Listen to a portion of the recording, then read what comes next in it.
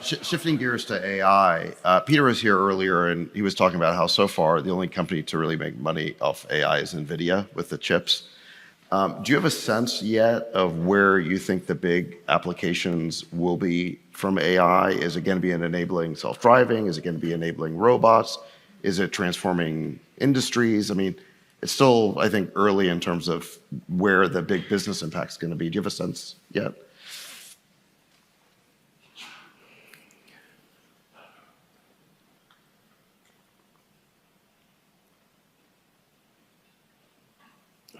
I think the spending on AI probably runs ahead of, it does run ahead of the revenue right now. There's no question about that. But the rate of improvement of AI is faster than any technology I've ever seen by far. And it's, like for example, the Turing test used to be a thing. Now, your basic open source random LLM you're writing on a friggin' Raspberry Pi probably could, beat the Turing test. So I think actually, like the good future of AI is one of immense prosperity, where there is an age of abundance, no shortage of goods and services. Everyone can have whatever they want, except for things we artificially define to be scarce, like some special artwork. But anything that is a manufactured good or provided service will, I think, with the advent of AI plus robotics, that the cost of goods and services will trend to zero. Like, I'm not saying it'll be actually zero, but it'll be, everyone will be able to have anything they want. Mm-hmm. That's the good future. Of course, and in my view, that's probably 80% likely. So look on the bright side. Only 20%. 20% probably of annihilation. It's nothing. Is the 20% like, what does that look like? I don't know, man. Frankly, I do have to go engage in some degree of deliberate suspension of disbelief with respect to AI in order to sleep well. And even then, because I think the actual issue, the most likely issue is like, well, how do we find meaning in a world where AI can do everything we can do, but better? That is perhaps the bigger challenge. Although, at this point, I know more and more people who are retired, and they seem to enjoy that life.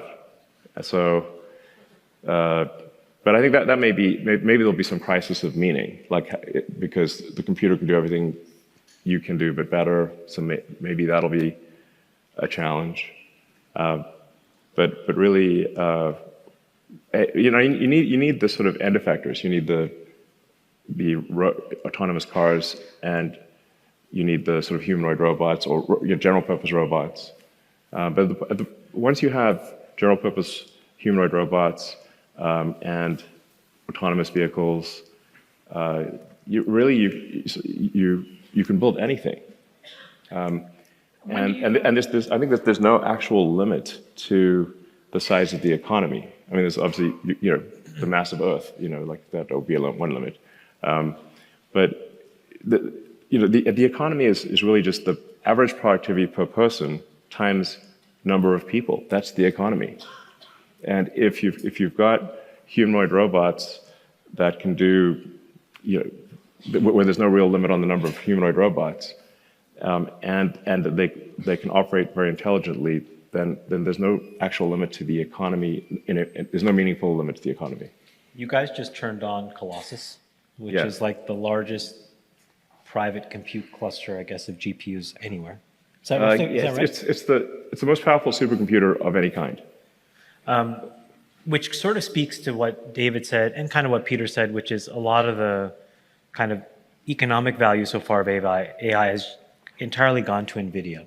But there are people with alternatives, and you're actually one with an alternative. Now, you have a very specific case because Dojo is really about images and large images, huge video. So the Tesla problem is different from the the sort of LLM problem. the nature of the intelligence is actually, and what matters in the AI is different to the point you just made, which is that in Tesla's case, the context length is very long. So we've got gigabytes of context. Gigabyte context windows, yeah. Yeah, you've got, sort of I was just bringing it up. kind of billions of tokens of context, Right. nutty amount of context, because you've got seven cameras, and if you've got several, let's say you've got a minute of several high def cameras, then that's gigabytes. So you need to compress. So the Tesla problem is you've got to compress a gigantic context into the pixels that actually matter, and condense that over a time. And so you've got to, in both the time dimension and the space dimension, you've got to compress the pixels in space and the pixels over in time, and then have that inference done on a tiny computer, relatively speaking, a small, like a few hundred watt. It's a Tesla-designed AI inference computer, which is, by the way, still the best. There isn't a better thing we could buy from suppliers. So the Tesla-designed AI inference computer that's in the cars is better than anything we could buy from any supplier. Just by the way, that's kind of a. Well, by the way, the Tesla AI chip team is extremely good. You guys, in the design, there was a technical paper and there was a deck that somebody on your team from Tesla published, and it was stunning to me. You designed your own transport control layer over Ethernet. You were like, Ethernet's not good enough for us. Yeah. So you had this TT-CoE or something, and you're like, we're just going to reinvent Ethernet and string these chips. It's pretty incredible stuff that's happening over there. Yeah. No, the team, the Tesla chip design team is extremely good. But is there a world where, for example, other people over time that need, some sort of video use case or image use case could theoretically, you'd say, why not? I have some extra cycles over here, so it should kind of make you a competitor of NVIDIA. It's not intentionally per se, but. Yeah, I mean,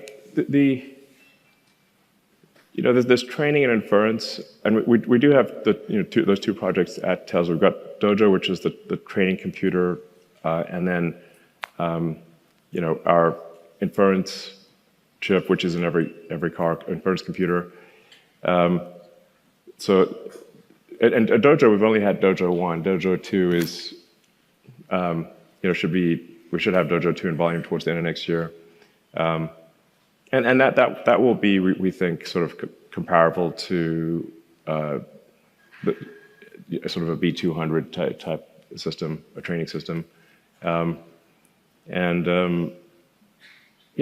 I guess there's some potential for that to be used as a service. Dojo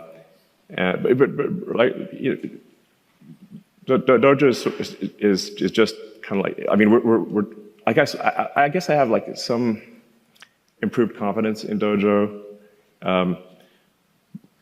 but I think we won't really know how good Dojo is until probably version 3. It usually takes 3 major iterations on a technology for it to be excellent, and we'll only have the 2nd major iteration next year.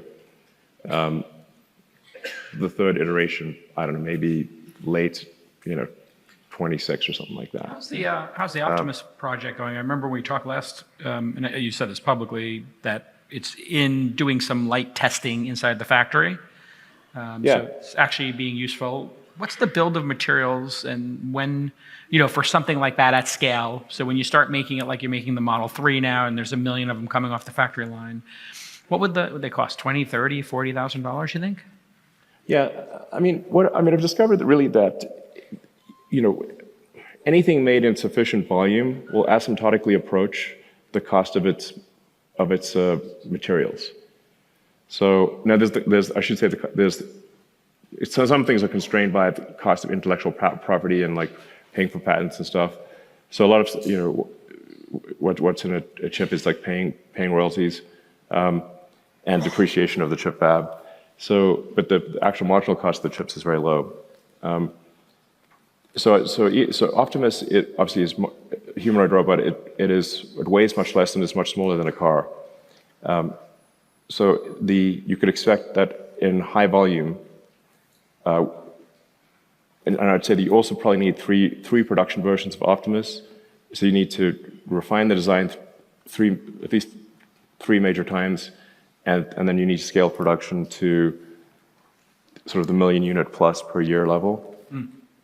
And I think at that point, the cost, the labor and materials on Optimus is probably not much more than $10,000. Yeah, and that's a decade-long journey, maybe? Basically, think of it like the Optimus will cost less than a small car. Right.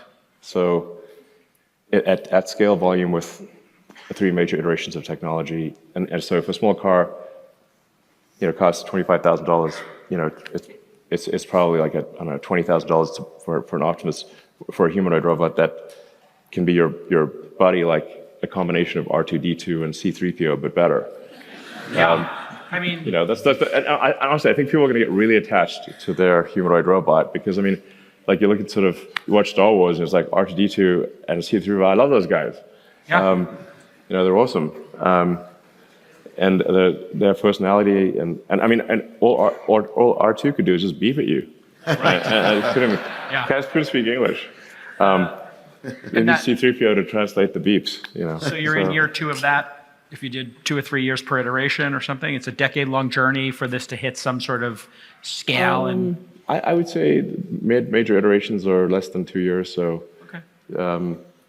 it's probably on the order of 5 years. Yeah. Maybe 6 to get to 1 million units a year. And at that price point, everybody can afford one on Yes. planet Earth. I mean, it's going to be that 1-to-1, 2-to-1. What do you think ultimately, if we're sitting here in 30 years, the number of robots on the planet versus humans? Yeah, I think the number of robots will vastly exceed the number of humans. Vastly, yeah. Vastly okay. exceed. I mean, you have to say, like, who would not want their robot buddy? Everyone wants a robot buddy. Totally. It's just like, especially if it can, it can take care of take your dog for a walk. It could, mow the lawn. It could watch your kids. It could, it could teach your kids. It could. We could also send it to Mars. Yeah, So absolutely. we can send a lot of robots to Mars to do the work needed to make it a colonized planet for And humans. Mars is already the robot planet. There's like a whole bunch of Yeah. robots, like rovers and only robots. helicopter. Yeah, it's only robots. Yeah. So yeah, I think the sort of useful humanoid robot opportunity is the single biggest opportunity ever. Because if you assume like that, I mean, I think the ratio of humanoid robots to humans is going to be at least 2-to-1, maybe 3-to-1. Because everybody will want one, and then there'll be a bunch of robots that you don't see that are making goods and services. And you think it's one generalized robot that then learns how to do different tasks, or? Yeah. Hey, I mean, we are a generalized. Yeah, we're a generalized, just non-robot. we're just made of meat. Yeah, exactly. We're a meat bot, a generalized meat bot. Yeah, I mean, I'm operating my meat puppet. We are actually. have it.